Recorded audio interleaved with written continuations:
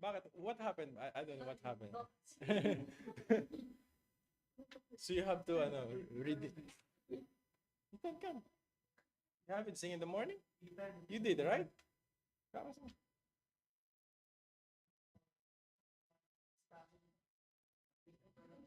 So, just an update. Ano age mo? 16? Ano age mo? 15. Ikaw? 13.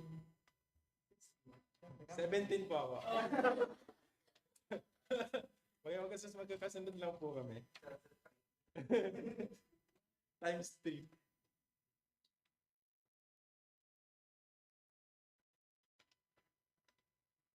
So my preaching will, mababawasan na po yung preaching ko ng mga 10 minutes.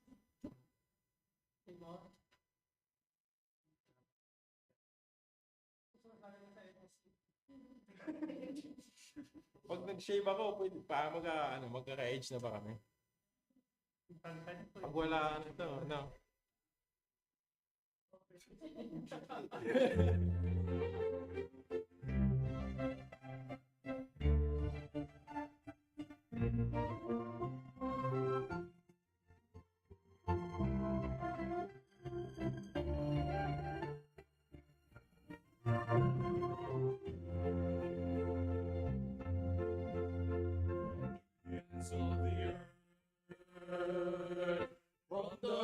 Of the sea,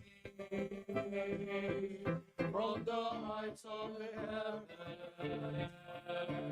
your name we praise. From the hearts of the wind, from the shouts of the storm, from the lips of people, this song we raise just will be crowned with praises tomorrow. Exalted in every nation, sovereign over creation, Most High, be magnified.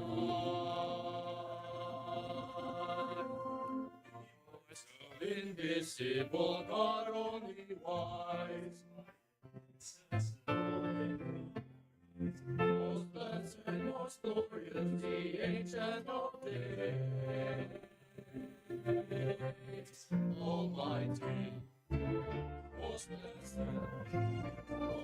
Almighty, victorious,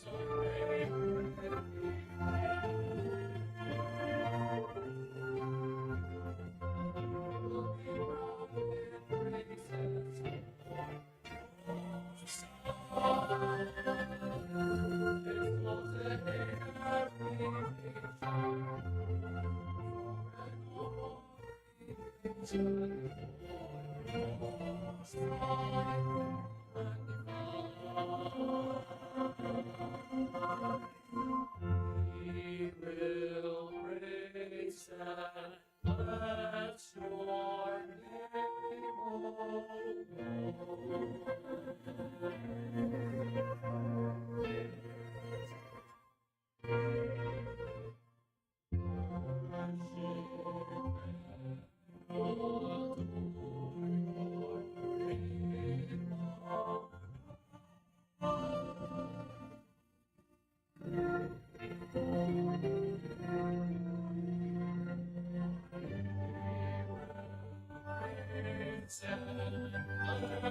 your name, O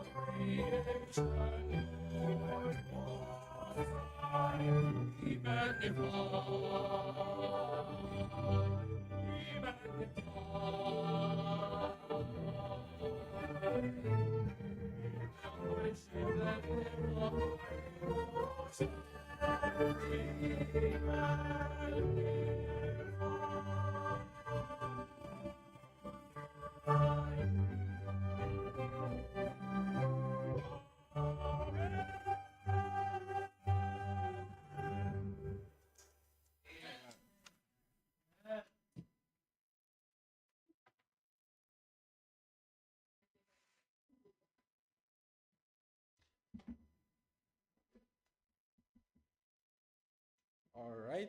Thank you for that special number.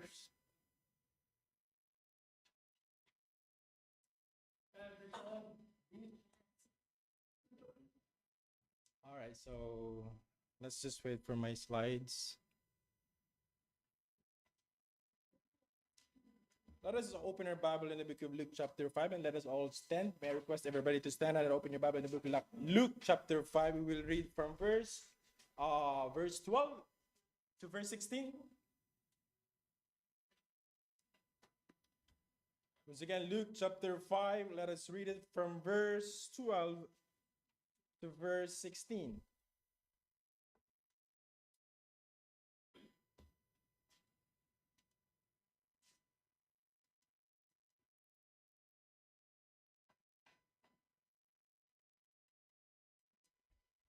Are you there? Sabay-sabay po natin basahin lahat. Let us read it all together from verse 12 to verse 16. Ready? Begin. And it came to pass when he was in a certain city, a man full of leprosy, who seeing Jesus fell on his face and besought him, saying, Lord, if thou wilt thou cast me clean. And he put forth his hand and touched him, saying, I will be thou clean. Immediately the lepers departed from him, and he charged him to tell no man, but go and shew thyself to the priest, as Moses commanded, for testimony unto them. So much the more there came abroad. A great multitude came together to hear, to be healed by him of their infirmities. And he drew himself into the wilderness and prayed. Let's go to the Lord in prayer. Oh, gracious Heavenly Father, I thank you, dear Lord, for this night. Once again, you've gathered us, oh God, to study thy word. And I know we're here for a purpose. We are here to study this specific verses, passage, Panginoon, for a reason. And this is a divine appointment, Panginoon, that you want us to learn something from these verses, oh God. Salamat, Panginoon, for the presence of the brethren that are here this evening, even for bringing us safely here. And we also pray the Lord that you continue to guide us for the rest of the day. Be in the midst of us. Let the Holy Spirit guide us into all truth. Ilayo mo kami sa mga maling doktrina, mga maling interpretasyon at mga maling katuruan, O God. We also pray for our brother Albert, nawa maging maayos na ang kanyang pakiramdam, that makasama namin siya later. And Lord, be magnified as we sang that song, Panginoon. Be glorified, be magnified. In Jesus' name we pray. Amen. All right, you may all be seated.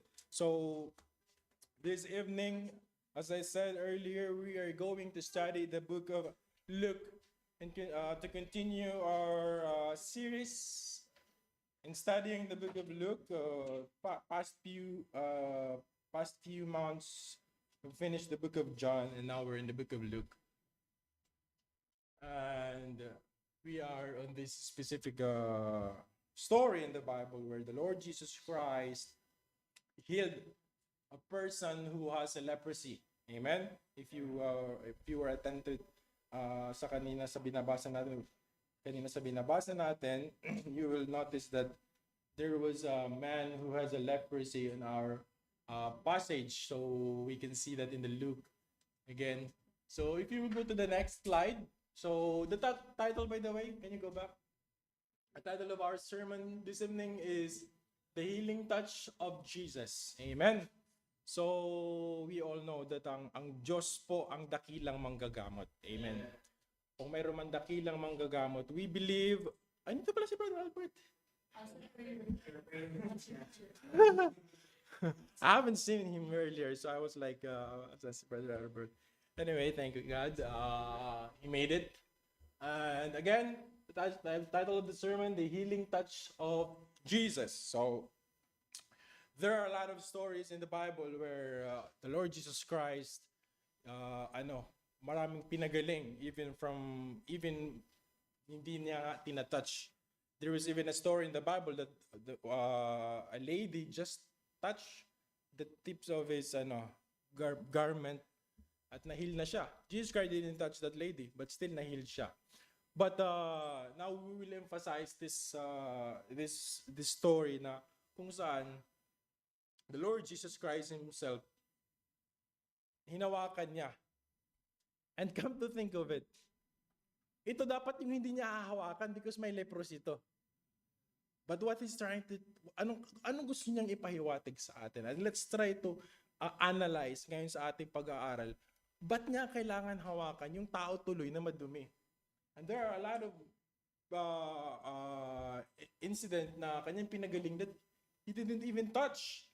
There's even, if you remember, there's one with authority, sundalo. Sabi niya, Lord, sabihin mo lang, gagaling ang anak ko, gagaling na yun. Sinabi lang ng Lord, same hour, gumaling yun. Hindi niya kailangan hawakan. Okay? But I want you to, isipin niyo mabuti, bakit kailangan ba hawakan pa ng Panginoon? Na thinking na, yun nga talaga dapat ang hindi hawakan kasi nakakahawa po yan, leprosy. Nakita na ba kayo ng leprosy, na may leprosy na tao? Parang chorizo, no? Parang chorizo o parang luya. Hindi siya nakikita, Dritch. Putol siya, no?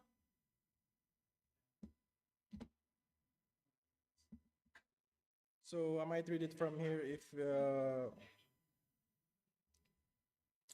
So, what is leprosy, first of all? So, i-define mo natin leprosy kasi gusto ko mga kapatid. Kasi minsan, if you are reading the Bible and you will keep on seeing a series of healing, minsan hindi nyo na ma-appreciate kasi parang normal na lang yung healing. Okay? But I want you to understand, ano ba yung leprosy? Ito po hindi ordinaryong sakit na pinagaling ng Panginoon. This is not just cast outing devils. Ako, personally, I've experienced, mag-pray for a demonically possessed na tao. But to heal a person with this kind of disease is really amazing at something that should remind us what the Lord Jesus Christ can do. And what is leprosy? Ang sabi dito, when the medical terminologist, tinignan ko siya sa kanina ni-research ko. Leprosy is also known as Hansen disease. It is a chronic infection disease caused by the bacteria Mycobacterium leprae. It primarily affects the skin, peripheral nerves, upper respiratory tract, and eyes. It sounds smart, right? Pag binabasa mo to, pero actually, sa mga doktor lang to. Leprosy is characterized by skin lesions, nerve damage, and muscle weakness. If untreated, it can lead to deformation and disability due to nerve damage and the loss of sensation in affected area. So, nakakalungkot mga kapatid. Kasi tingnan nyo, itong taong to, this person who approaches the Lord Jesus Christ it's highlighted there. It's even really mentioned that he was full of leprosy. It's not just leprosy. If you can see this person, he has leprosy in his hand. This guy who lumapit sa Lord Jesus Christ, the Bible said in verse 12 of chapter 5, he was what? It came to pass when he was in a certain city, behold, a man full of leprosy. So hindi lang po ito kung may tagyawat ka sa mukha, ito tagyawat niya buong katawan. You know what I mean? Hindi po siya ordinaryong leprosy. Talagang malala. Kumbaga yung the stage of this, kung mayroon namang stages na maybe kind of for crying out loud, maybe stage 5, di ba? Kasi buong katawan niya full of leprosy na siya. Okay? The disease, sabi dyan, The disease is spread through close, prolonged contact with infected person. So may napanood ako before na movie na it's a true to life story. It's a documentary actually. Isang pare na pinadala siya doon sa mga kasi sa unang panahon, yung leprosy, nung wala pang healing yung wala pang gamot yung leprosy, pag nagkaka-leprosy, ina-isolate talaga yung tao. And I saw this movie na kung saan yung pare pinadala siya doon to minister sa mga taong may leprosy. And those people, it's like an island. It's a true to life story, totoo tong kwento. It's an island where people, meron silang sariling mga bahay-bahay doon, pero lahat sila may leprosy. And yung pare, umuwi siya, meron na rin siyang leprosy. Okay, so it's kasi before I used to watch the documentary before about sa mga missionaries. So that yung paring yun is actually a mission. Forget about pare, he's a missionary. And sad to say, pagbalik niya, nahawa na rin siya. At nagstay na lang siya doon. Kasi nagka-leprosy siya. Because this leprosy is nakakahawa po talaga yan. This disease is spread through close, prolonged contact with an infected person. Alam niyo po yung yung pumunta sa atin, COVID. Yung COVID, 'di ba, siya, mabilis lang siyang humawa kasi airborne siya. Ito, medyo matagal. Kasi kailangan matagal kayong parang chickenpox. Yung kung anong hinawakan mo, magkatabi kayo, mabilis niya humahawa siya. And typically through respiratory droplets, however, it is not highly contagious. Pero yun nga, nakakahawa pa rin siya. Next slide, please. So, ito pong leprosy, I just want to isettle niyo sa utak niyo, ano ba yung itsura ngayon ng taong yun na lumapit sa Panginoong Jesucristo. Now, isang bagay na tinatanong ko din, bakit siya nakalapit sa Panginoong Jesucristo thinking that this person should be isolated? If you remember the Old Testament, people with leprosy is isolated. Hindi po sila nakakalapit sa crowd. Meron po silang lugar na kung saan dun lang sila, and then people will just, their relatives will just give them food from afar, and then pag alis na ng mga relatives, yung taong may leprosy, lalapit na kukunin nila yung food nila. So, why this person nakalapit sa Panginoong Jesucristo? Though, it's very important to isolate these people kasi nga, nakakahawa. So, bakit nga ba ina-isolate yan? You can read it in Leviticus chapter 13. There are 50 or 40 plus verses there. It's about leprosy at kung paano marirecognize kung leprosy ba talaga o hindi. And natatawa ako nung binabasa ko yung kasi parang trial and error siya kung talaga bang leprosy o hindi. You will see that in Leviticus chapter 3.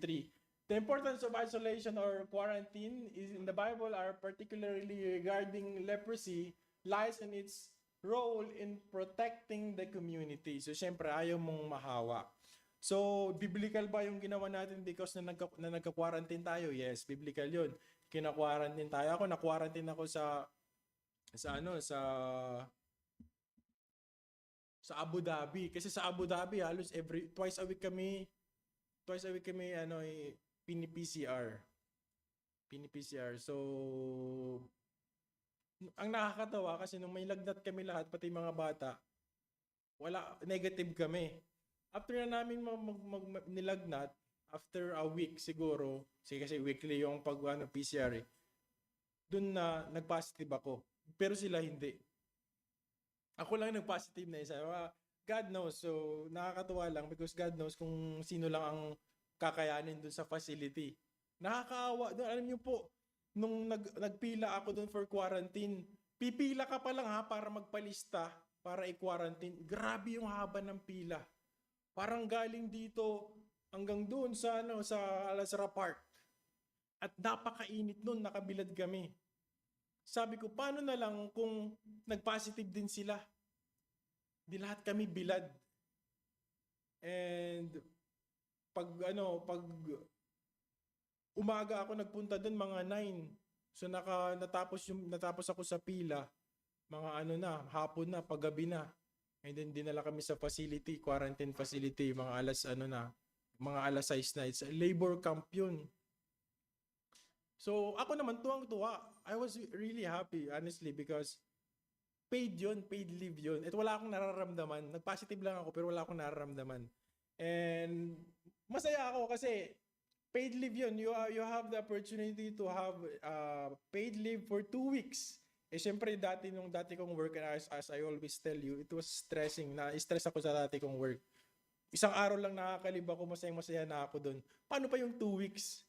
So, masaya ako, nag-positive ako, napunta ako sa quarantine, masaya ako doon kasi higa ka lang, tutulog, bibigyan ka ng pagkain every morning. Okay, may fruits pa, may snacks pa. So, but the sad part is after 3 days, nag-negative na agad ako. So, kailangan ko na agad lumabas. Sabi ko, pwede ba mag-extend para humaba yung leave ko?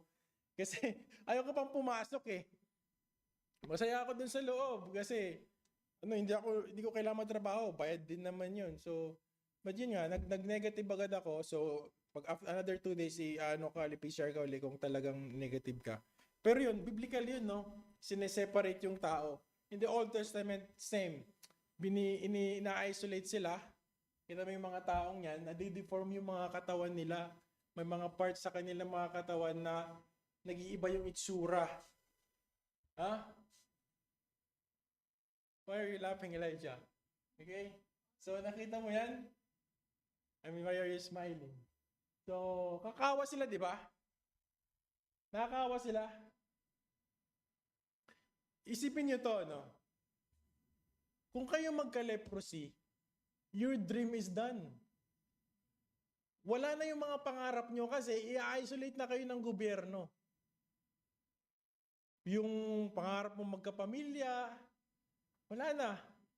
Yung makapag-asawa, makapagtrabaho, wala na kasi ililipat kayo sa ibang lugar to isolate. Now, gusto kong makita nyo yung lalaking lumapit na yun kung gaano siya kadesperado nung lumapit siya sa Panginoong Jesucristo. Next slide.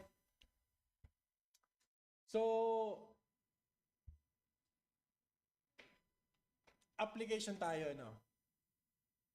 Ihalin tulad natin yung isang taong may leprosy sa unbeliever.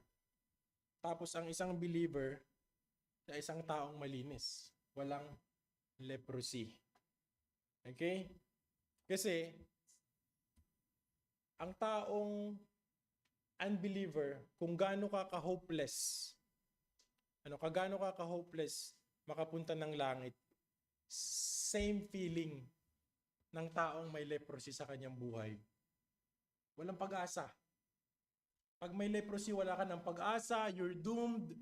Napakalungkot ng buhay mo kasi alam mo na yung destination mo, na wala kang maayos na future, ganun po ang sitwasyon ng isang taong unbeliever.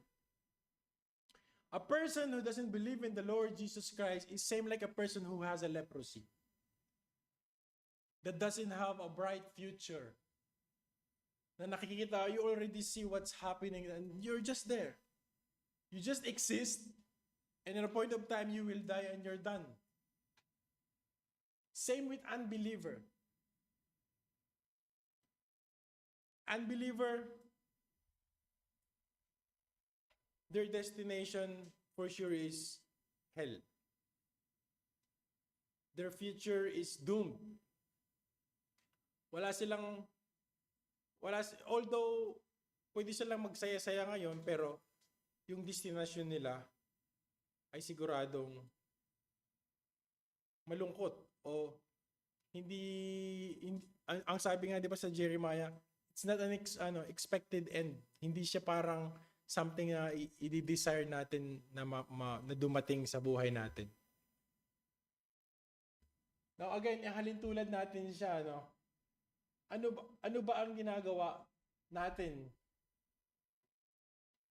At saka anong ginagawa ng taong clean sa may leprosy? Di ba humihiwalay tayo?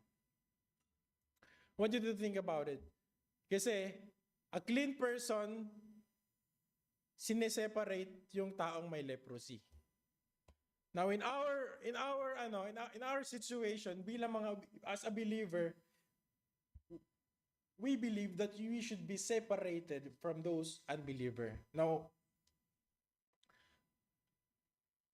isipin nyo na mabuti. I'm not saying that you should not talk to the people, to the unbeliever people, because obviously even sa work natin may mga unbeliever tayo. But I want you to get I want you to to apply this in a spiritual manner, in a sense that ina-isolate natin ang ating sarili from those people.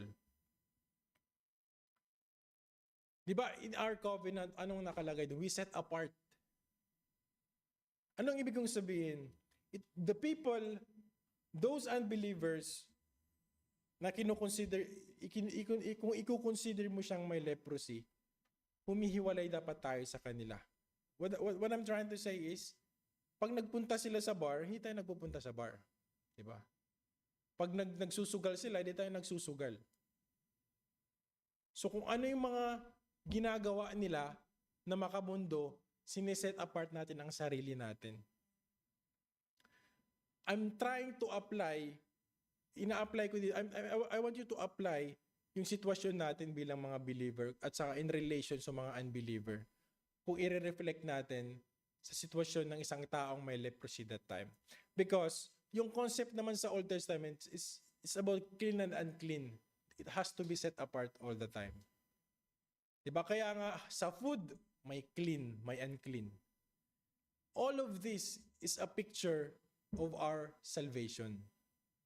All of these are picture ng gagawin ng Panginoon in the future, which is nangyari na nga sa atin ngayon. Yung paglinis sa atin. And bilang isang nilinis, as a person that is already cleansed by the blood of the Lord Jesus Christ, we have to be separated. In our perspective, dapat sila yung naka-isolate. Although in the perspective ng mundo, we are isolating ourselves. But actually, sa ating pagtingin, dapat ang ating tingin natin sa unbeliever, sila yung naka-isolate. Kasi sila yung may sakit. They are those people na mayroong pwedeng makahawa sa atin. Right? Mahahawa ba kayo ng panunugal kung hindi ka naman nagsusugal? Sige nga, sumama ka sa kakaibigan mong nagsusugal. Sino mahahawa? Ikaw, di ba? So this is the concept of clean and unclean. Bakit yan hina-highlight sa Old Testament? That's foreshadowing of things to come, which is nangyayari nga sa atin ngayon. God wants to emphasize, God wants to separate the church from the unbelievers. Now, I'm not saying na hindi natin sila inire-reach out. Because even the Lord Jesus Christ, hinawakan niya. What I'm trying to say here is, yung lifestyle natin is different from the lifestyle of the unbeliever. We laugh when we hear someone singing a contemporary song, right? Natatawa tayo pag yung pagkakanta nila hindi biblical. Na masyadong soulish, masyadong emotional yung kanta nila. That reminds us, that should remind us that na tayo ay set apart. Iba yung standard natin. So I want you to get that from the concept of person having a leprosy na hindi natin dapat ginagaya o hindi dapat tayo nahahawa. Kasi if that is our mentality, that those people who are living in sin, and we are, ilalagay natin sa isip natin na yung ginagawa nila ay parang taong may leprosy, di ba iiwas kayo? Iiwas kayo, di ba? Kung ilalagay siya natin sa perspective na may sakit yung mga tao, yung may mga leprosy, di ba iiwasan nyo?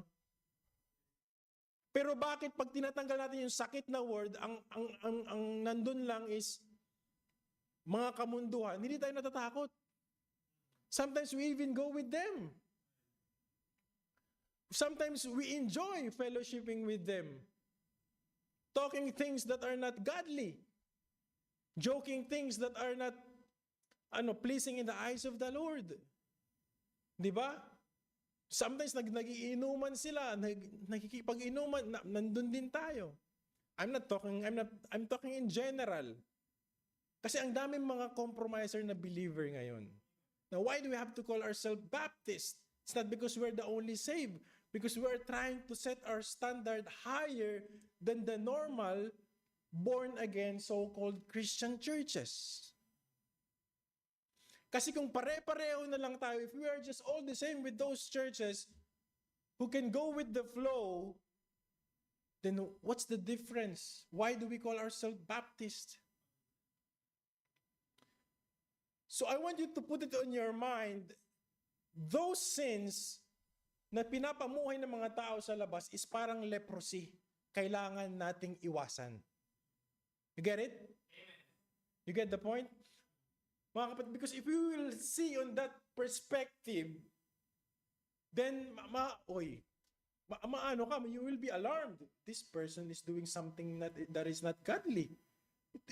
Itong taong na to, 30 minutes ko palang kasama, pero yung mura sa kanyang bibig, maya lumalabas. That is something na contagious, na pwede kang mahawa. Right? Expression nga lang. Makinig ka ng movie ni Vice Ganda o nung palabas ni Vice Ganda, mga TV shows niya for 1 hour, maya-maya, expression ni Vice Ganda, expression mo na rin. Expression ng mga bading, mga bakla, expression mo na din. That's contagious. Para yung leprosy, nakakahawa yan. Get what I mean? Yung pag-iinom, yung pagsisigarilyo, nakakahawa yan. Yung pagmumura, sa office, meron silang expression ng mura.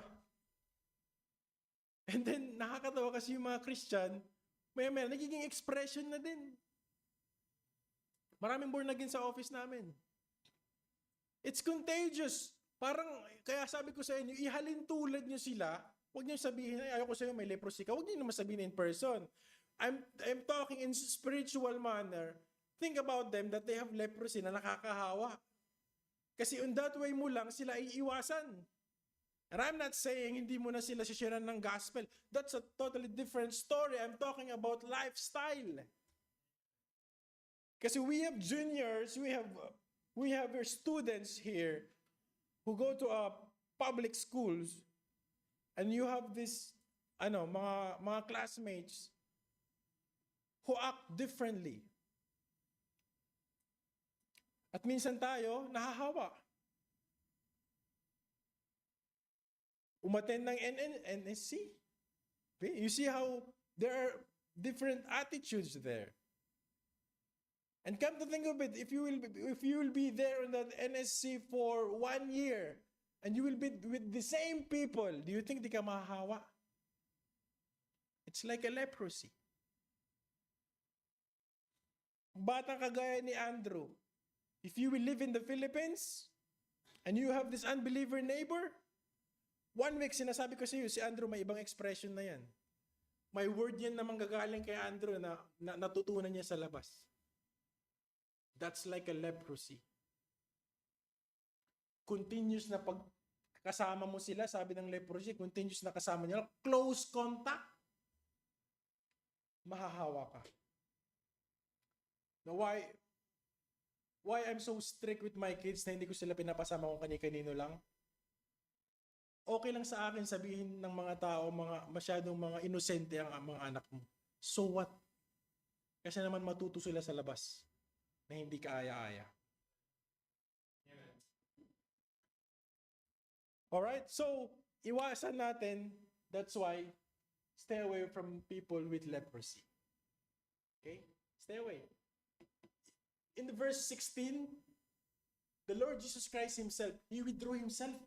Biglang nawala yung Panginoon Yesu Cristo. If you are reading the verses, in verse 16, even the Lord Jesus Christ, marami daw lumapit, gusto magpagaling. Nawala na ang Panginoong Yesu Cristo. Kasi hindi po porkay sabihin na natin, Christian tayo, share lang tayo ng share. O marami ditong mga Pilipino, share lang tayo ng share. Yes, we need to share. But we have to be wise like a serpent and be gentle like a dove. The Lord Jesus Christ, kahit nakita niya, ay, ang maraming parating na tao, maraming pwedeng masave dito, kailangan ko i-heal lahat. No, the Lord Jesus Christ withdraw Himself. Nawala siya bigla. Daming gusto magpagamot.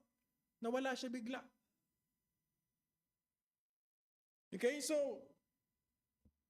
kailangan alam po natin bilang mga Kristiyano, part of our pagiging mature natin, alam natin kung kailan tayo susulong o kailan tayo atras. We should know when to attack and when to retreat or when to, you are in the middle of a soul winning and you see this person is not receptive and keep on trying to push his belief or her belief, withdraw ka na. You're wasting time. Parang alam mo nang papunta na sa debate, you withdraw yourself. Okay, next slide please. Almost done. Why this story is written in the Bible? So in the book of John, chapter 21, verse 25, the Bible said, and there are also many other things which Jesus did, that the which, if they should be written, everyone, I suppose that even the world itself could not contain the book that should be written. Amen. Marami po ang nakasulat sa Biblia. Marami pa po mga healing stories ang naginawa ang Panginoon Jesucristo, pero hindi lahat isinulat sa Biblia. Why this specific story is written? Of all those sinasabi ni John na marami pang mga kwento, bakit ito napili ang kwentong ito ng leprosy? It's because of the next slide. It's because of the picture of salvation in this story. On that specific story, we can see the picture of salvation. Makikita po natin kung paano ang isang tao maliligtas. Even on that very verse 12 lamang po. On that verse 12 itself, you can see how a person maging maligtas. Okay? Next slide. So, 3 steps to be saved. Una, you need to come to Him. That person, come to think of it, hindi po pinakita yung kwento kung paano siya napunta sa Panginoong Jesucristo. Pero iisipin nyo, this person is to be isolated. Ay, malamang ilang tao ang inaway nito para makalapit lang siya sa Diyos. Kailangan niyang lumapit sa Diyos para mahawakan siya ng Diyos at para ma-encounter niya ang Panginoong Jesucristo. Now, I want you to apply that in a salvation point of view. Okay? Ano ba ang ginagawa natin unang-una para maligtas? Unang-una, kailangan nating encounter. Kailangan nating lumapit. Kasi pag for example, ako, nag-share ako sa Satwa, nakita ko si Elijah, and si Elijah ayaw makinig, wala na agad siya sa point 1. Wala ka na agad chance. So, kailangan mong lumapit. James 4:8, anong sabi? Draw nigh to God and He will draw nigh to you. Kailangan muna willing heart. If there's a willing heart, then may chance kang maligtas. Kaya yung mga tao sa labas na ayaw magpa-share, ayaw magpa-disturbo, naalala ko pa rin yung pinuntahan namin nila Sister Grace and Brother Albert dito sa 1,000 Dates, di ba? Napaka-stricto nila sa time nila, ayaw nila talagang magpa-disturbo. Mag-share pa lang si Brother Albert. Huwag ka na mag-explain bro kasi nag-uusap. Pare-pare sila nag-uusap. Kumbaga,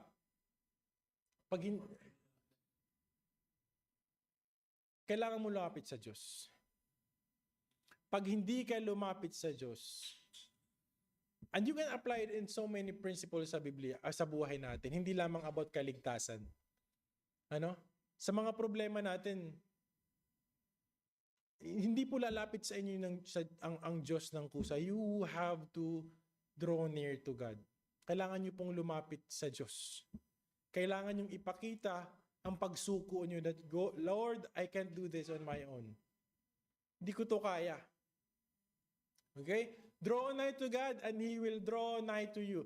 Cleanse your hands, you sinners, and purify your hearts, you double-minded. Now, I don't believe those Christians who always say, when every time we invite someone and they will say, I was searching for a church for almost like a year and I haven't seen churches yet. Di pa ako nakahanap ng church. 2 years, I've been searching for already 2 years. No, I don't believe in that. Because the Bible said, if you will draw nigh to God, He will draw nigh to you. It will only take weeks, months. If you are really searching, God will find you. Otherwise, this verse is a lie. This verse is a lie. If you are telling me, sis, ilang weeks ka bago ka nakahanap ng church?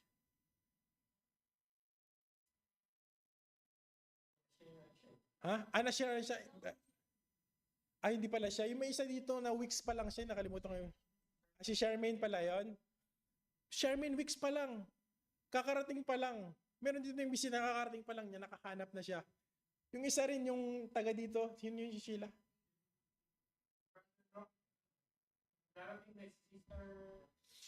Di ba?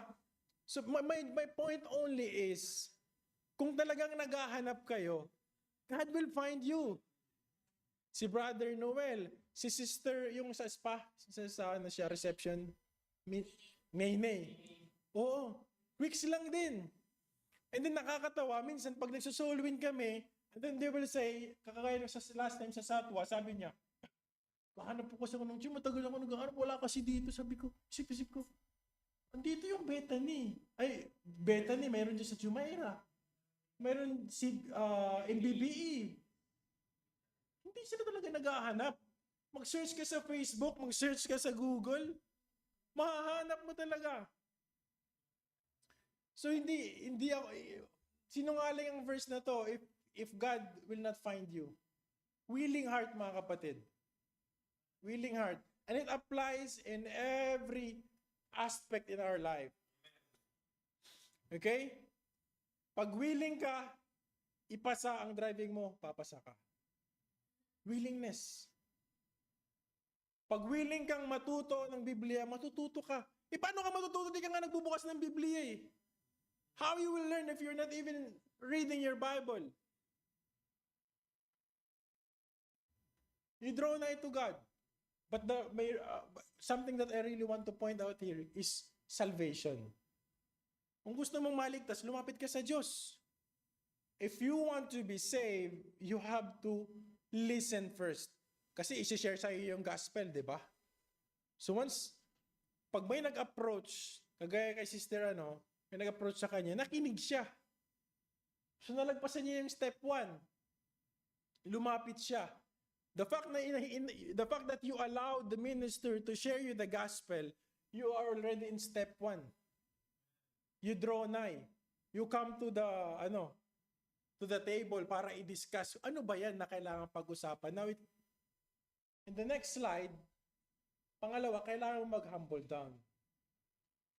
You have to humble down. This person in Luke chapter 5 verse 12, ano sabi ng Biblia? It came to pass when he was in the certain city, behold, the man full of leprosy, who was seeing Jesus, fell on his face. What symbol? Anong sinisimbolo nun? Falling, pag ikaw, down, sabi nga nila, down to earth. Di ba? Isn't that humility? Isn't that acceptance that you are a sinner? So step 2, pag ikaw na-invite sa Satwa, may kumausap sa'yo, you allow the person to talk about salvation. And next 2, when the person said, you know that you are a sinner, and sinabi mo, yes, I am a sinner. That's acceptance. That is humility. Pag inamin mong ikay makasalanan, that's humility. And when this person, when he fell his face to the ground, binabandera niya na, Lord, walang iba makakapagpagaling sa akin, ikaw lang. I believe in you. Di ba ganun tayo? Kahit sa mga boss natin, grabe tayo makashake hand pag talagang believe na naniniwala tayo sa boss natin. Tapos magkakaroon ka ng bonus. Salamat sir. Down to earth tayo, di ba? Kasi we believe. Nabibigyan tayo ng bonus. Amo natin na nagsabi eh. We believe. This person is down to earth. He fell on his face. So same that you have to apply in terms of salvation, because what I'm saying here is this is a picture of salvation. When a person allows the minister to talk about salvation, and when that minister sinabi sa'yo, we are all sinners and we are all going to hell. When you accept that you are a sinner, you already lagpas yung step 2. Because you humble down. Otherwise, pag sinabi mo, hindi naman ako masamang tao eh. Sabi naman sa Bible, sabi naman nila, sabi ng mga pare, pag gumawa lang ng mabuti, pupunta na ako ng langit. Hindi naman ako ganun kasamang tao eh. Then you're not humbling down. Hindi ka nagpapakumbaba. Right? Last point. Believe of what He can do. Now, it's impossible for you to be saved if you will not believe what the Lord Jesus Christ did in the cross. And believing on what the Lord Jesus Christ did in the cross includes of believing that He rose from the dead after 3 days, right? Kasi nga sabi sa Bible, di ba? He rose from the dead, you will be saved. If you believe that He rose from the dead, you will be saved. Kailangan nyong paniwalaan na siya po ay nabuhay maguli after 3 days. If you will not believe in that, then how can you believe that you will be resurrected as well? So same with this person, okay? And besought him saying, Lord, if thou canst make me clean. Itong taong to, ang layo ng grabing pinagdaanan para lang makausap ang Panginoong Jesucristo. Do you really think he doesn't believe what the Lord Jesus Christ can do? The fact pa lang na narinig niya, dadaan ang Panginoong Jesucristo mamaya dito, dadaan si Jesucristo mamaya dito. Dali-dali siyang nagpunta. Nakakalungkot, no? If you will imagine yung Nazareno, yung sa Quiapo ba yun? Grabe yung faith nila doon, di ba? What a faith when people are like dying just to touch that statue. That's faith. Ang the problem is, it's false. So walang resulta. Kung mayroon man mga testimony doon, konting testimony na gumaling siya, baka naman talaga pagaling na yung taong yun eh. Diba? You can't justify that. Yung mga testimony ng mga Nazareno, nung nahawakan daw niya, dati may sakit siya, nung nahawakan siya, gumaling siya. Very limited testimony you can find about it. And this testimony right here is really, actually, yun naman talaga yung kanilang parang inahalin tulad, di ba? Hawakan ng Nazareno. Pero, ang pinopoint out ko dito, yung faith ng taong yun. Yung paniniwala niya, ano ba ang kayang gawin ng Kristong to sa akin? And I believe this person has a knowledge about the coming of Christ. Kasi hindi naman siya maniniwala na kaya siyang pagalingin kung hindi siya naniniwala na Kristo yun. Yung submission niya, humility niya, at yung paniniwala sa Kanya, that's a picture of salvation, mga kapatid. When you believe that the Lord Jesus Christ died in the cross, at you believe what He can do. Kasi nga, bakit nga ba siya napako sa krus? For what? To pay our sins and para tayo ay papunta ng langit. If you don't believe in that, then how are you, paano ka maliligtas? So malinaw mga kapatid, na itong kwento, this story of taong may leprosy, isang gusto kong i-take out nyo dito, na this is a picture of salvation. And I want you to remind yourself about the salvation that you receive from the Lord Jesus Christ. At kung paano natin ito maibabahagi in these 3 ways. When you share the gospel, pag binigyan kayo ng chance makausap sila, at nakita nyo nag-humble down sila, at nakita nyo naniniwala sila sa anong kaya ng gawin ng Panginoong Jesucristo, that will lead you to short prayer of acceptance. That this person, although hindi man natin truly nakikita ang salvation, this person is most likely maliligtas. At makakatulong yan sa atin to understand how tayo makakapag-minister sa mga tao. So again, pag nakita nyo, nagsishare kayo ng gospel at nakita nyo na yung tao ay ayaw ng makinig, kagaya nung ginawa namin, si Preacher Edmund na ang nagsabi, sige po, aalis na kami. Tinatry pa ni Brother Albert talaga pilitin. Pero sabi, sige na, okay na Brother Albert, alis na po kami. Okay? So makikita nyo po yan, yung humility, yung pag-accept nila, kung maniniwala ba talaga sila. Okay, next slide tayo. Kasi, ayaw natin masayang yung oras natin. Even the Lord Jesus Christ, hindi siya lang basta share ng share. Now, ito yung sinasabi ko sa inyo kanina, bakit ba kailangan pang hawakan ng Panginoong Jesucristo? Kaya gusto kong again itanong yan. Alam niyo mga kapatid, ako naniniwala na gustong ipakita sa atin ng Panginoong Jesucristo. God wants us to see na anumang klaseng problema mayroon ka ngayon, whatever situation you are in, could be a financial problem, could be a health problem, family problem, anumang klaseng sitwasyon naroon ka ngayon, sa opisina man yan, persecution man yan, kaya po yang hawakan ng Panginoong Jesucristo. Okay?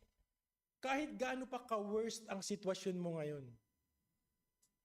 kaya po yung hawakan ng Panginoong Jesucristo. Hindi po ang Panginoong Jesucristo umiilag, "Uy, ito medyo grabe yung problema nito. Iilagan ko yung taong to." Sabi, "Uy, itong si Brother Ethan, medyo grabe ang problema nito, ha. Hindi ko muna to papansinin sa mga prayer list niya." Hindi po ganoon ang ating Diyos. In fact, the Lord Jesus Christ said, "With God, all things are possible," di ba? So kahit yung tao na doomed na siya, wala na siyang pag-asa sa buhay, kayang harapin ng Panginoong Jesucristo na hindi kayang gawin ng isang normal na tao. They can't even face this person because he is deceased. May leprosy siya. Pero ang Panginoong Jesucristo, pinakita niya sa atin na kaya niya kaya niya pang hawakan.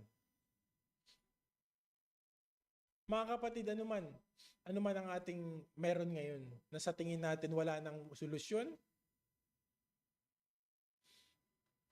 the healing touch of the Lord Jesus Christ. Okay, ang Diyos po natin hindi limitado. At ang Diyos natin hindi pong pili ng mga prayers. Uy, ang prayers nito, grabe naman ang prayers na to. Utang niya, 500,000 dirhams. Di ko na to masasagot, yung prayer na to. Next prayer.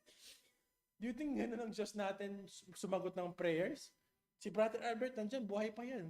Ikikwento niya sa inyo yung kwento niya about sa utang. Right? Ano man po klaseng sitwasyon naroon tayo, Huwag niyong kakalimutan. Ako, ito personal ko lang, no, na-share, sabi ko na to before. Gusto niyong ma-remind kung gaano kalaki ang Diyos. Ako, tumitingala lang ako sa langit. Pag nakita ko na yung langit, pag ganun ko, pag nakita ko na sa labas, titingnan ko langit. It reminds me how big our God is. At nakakalungkot kasi nga, galing tayo sa isang faith ng Catholic faith na patay. Pag nagpipray tayo, wala talagang sagot. Gusto ko mga kapatid, uuwi tayo ngayon na iba na ang pananaw natin pagdating sa Panginoong Jesucristo.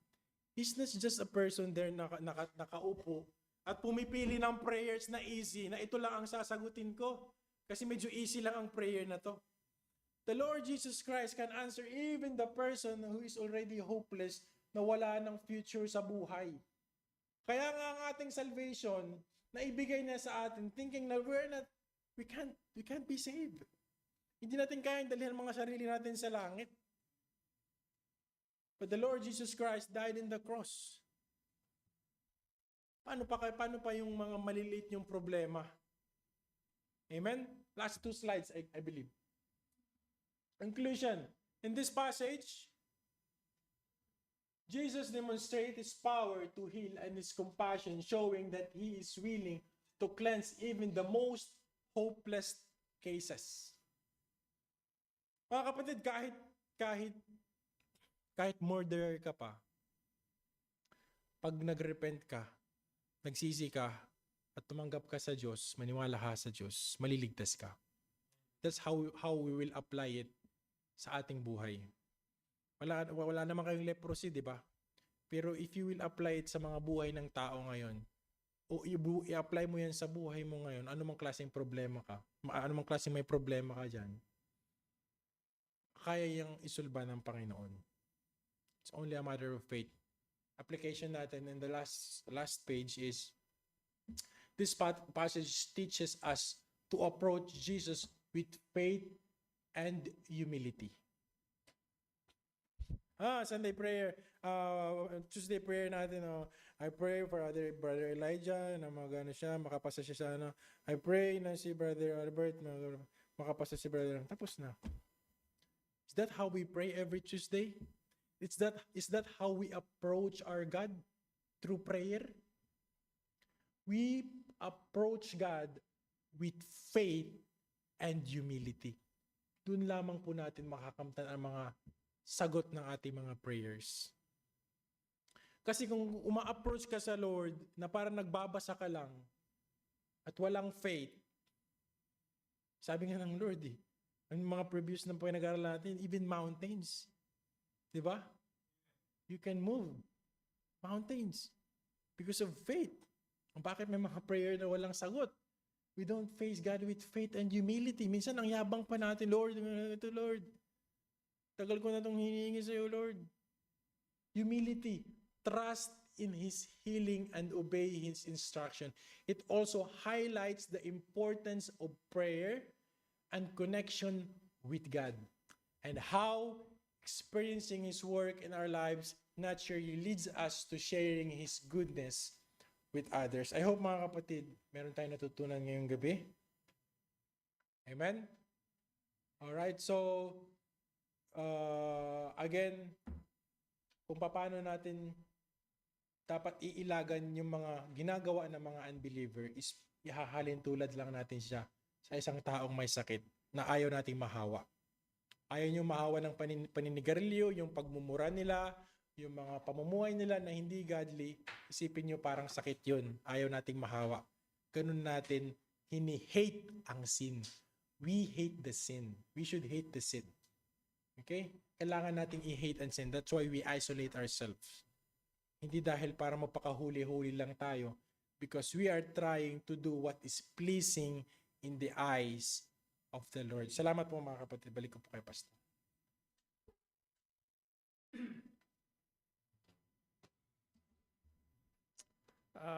According dun sa passage, Jesus Christ is very, He is certain. He planned ahead of time. Kung titignan mo, itong lugar na mga pinupuntahan ni Jesus Christ, those places is geographically, makikita mo, those places, they are in needs. Tama, binanggit certain. Because the Lord Jesus Christ is certain to He is certain to His plan. Systematically, He planned. See, yung mga tao, remember the Samaritan woman? Yung mga tao, yung mga Jews, iniiwasan nila yung Samaria, yung Samaritan, because of the history. But for Jesus Christ, those places, they are in needs. This place, Jesus Christ went to, is a place of, in Leviticus, merong certain place, doon dinadala yung nagkakasakit ng leprosy. They are separated.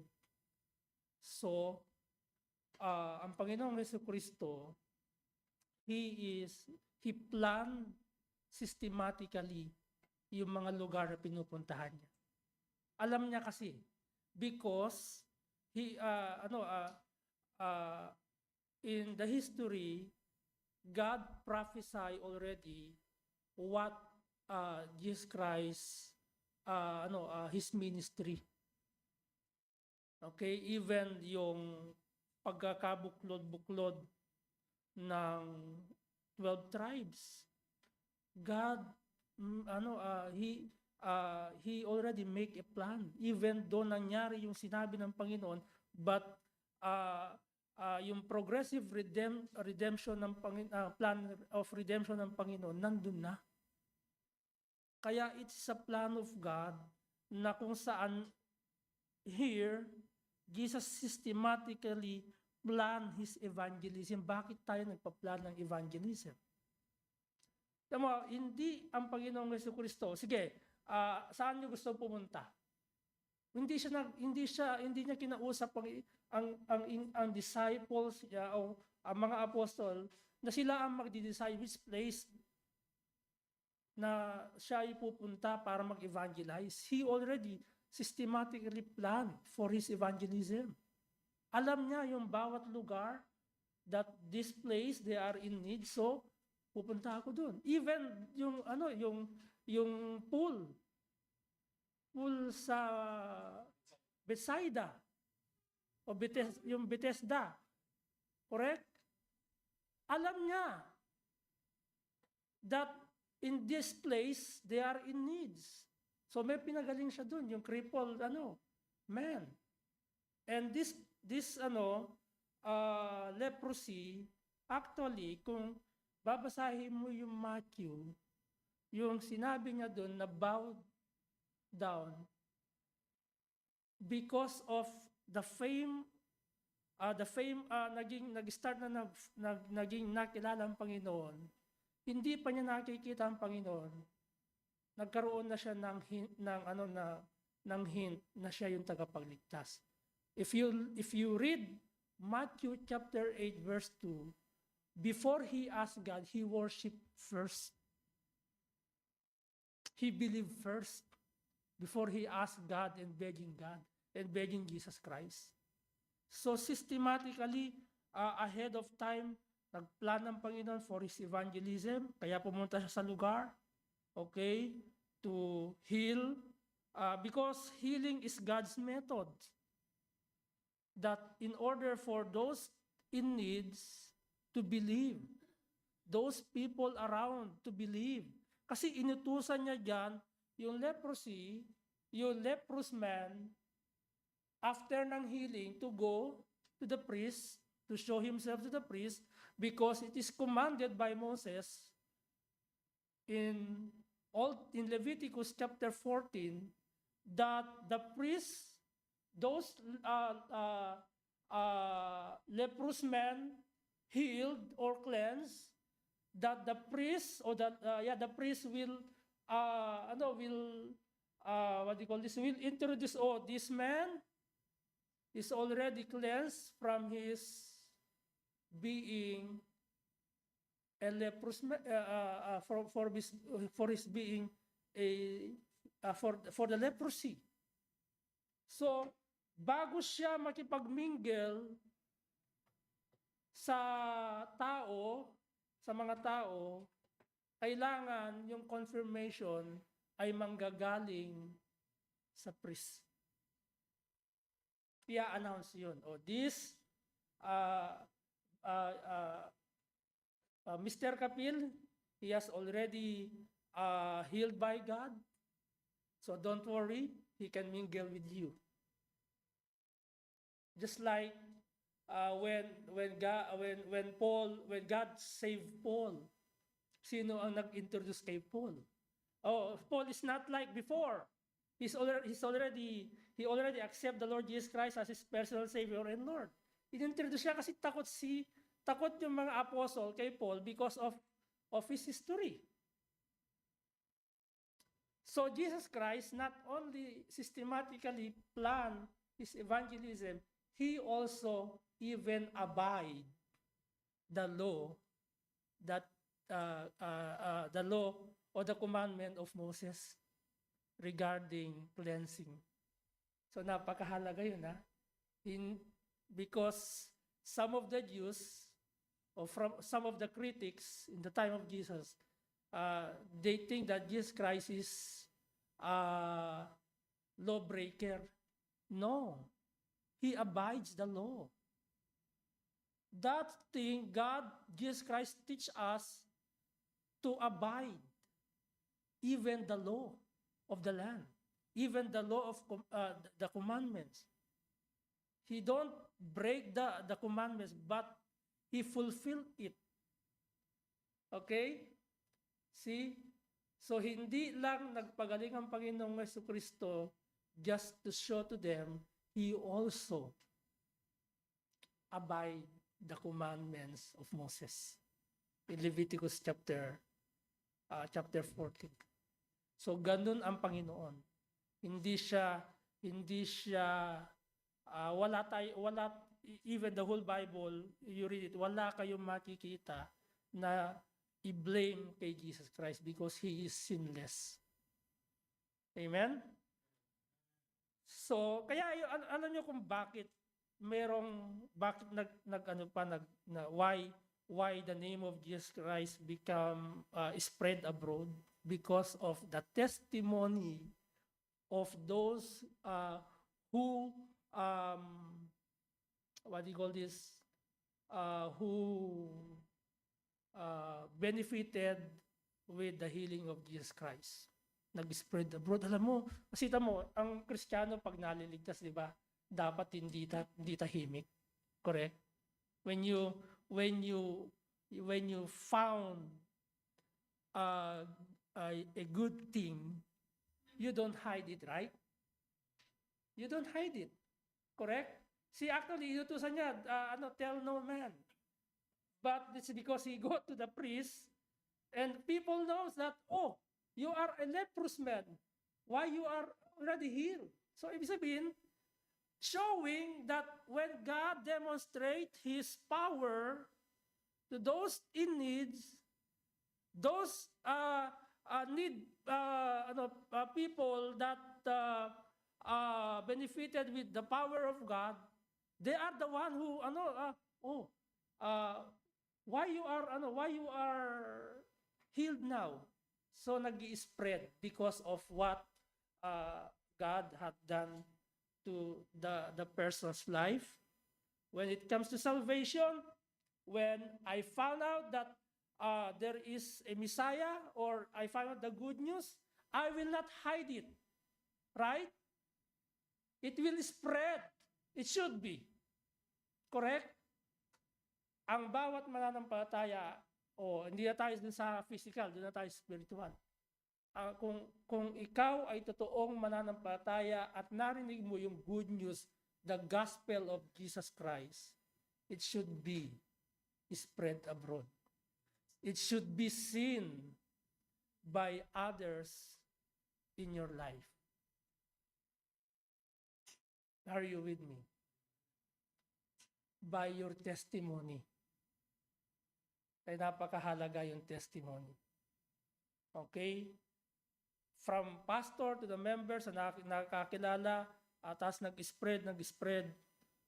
Kaya nag-spread yung gospel of Jesus Christ because of every believers who got saved by God.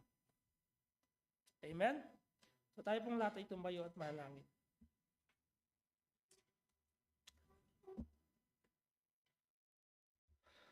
Salamat po, Panginoon, sa opportunity. Indeed, this passage teach us that even when the Lord Jesus Christ lived in this earth,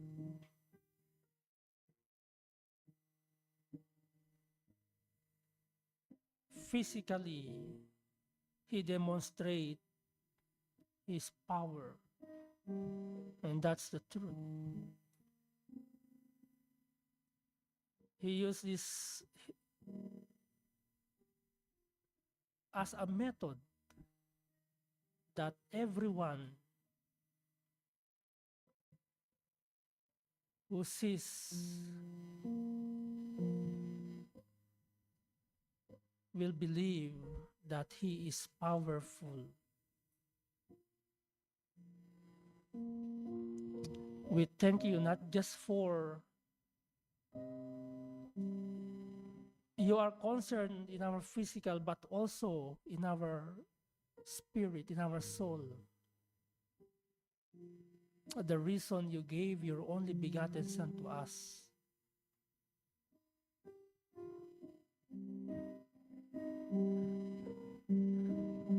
That we may draw nigh to Him. O Lord, thank you for your loving mercy. Thank you for life everlasting. Thank you for your grace. Thank you for the salvation. Thank you for this gift. Lord, the reason you save us is to give back all this for your glory, to worship you, to serve you. We pray, Lord, that this life, our life, will be a vessel unto your glory. Use us, O Lord, to spread the gospel.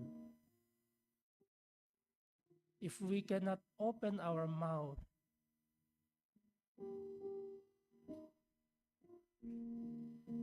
our testimony, O God, makikita nila yung aming testimony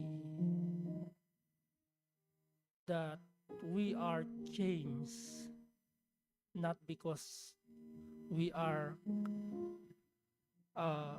good, but because of your grace. Thank you, Lord, for this moment, for the sustaining grace, and praying for our brethren na hindi po namin kasama tonight. Lord, bless them. We don't know what is their situations, but we're praying for Sister Mariko Nangolwan. Lord, bless her physical body. Sustain her. Even in the midst of her trials, she will continue serving you, O God. Bless Nanay Gemma, hindi na po namin nakakasama in the past Sunday. Sister Iris, Sister Lawrence magkaroon ng day off ng Sunday. Sister Mayan meron po siyang exam. Sister Judith na may magkaroon ng day off. We pray for Sister Sharina, Sister Michelle, Sister Lehan, and Brother Noel. Matagal nang hindi namin nakakasama. We pray also for the Macabeo couple. O Lord,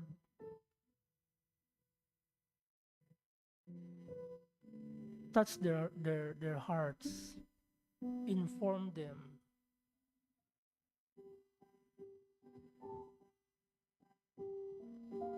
And our brethren in Kuwait na hindi po namin kasama because of their situation as well.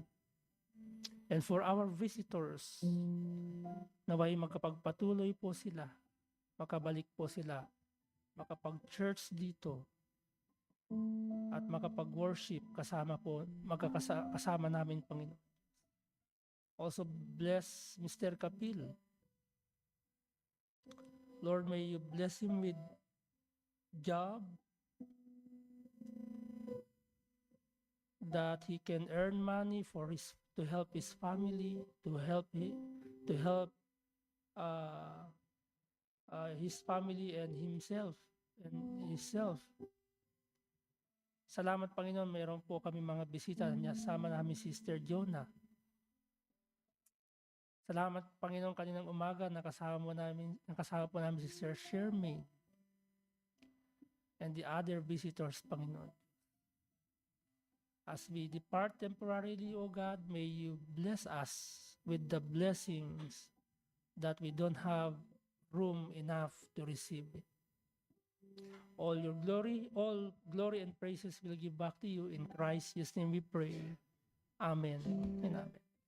Alright, magandang gabi po sa inyo lahat. God bless you all. Time check is 8:28. 8:28 ba yan? Local time?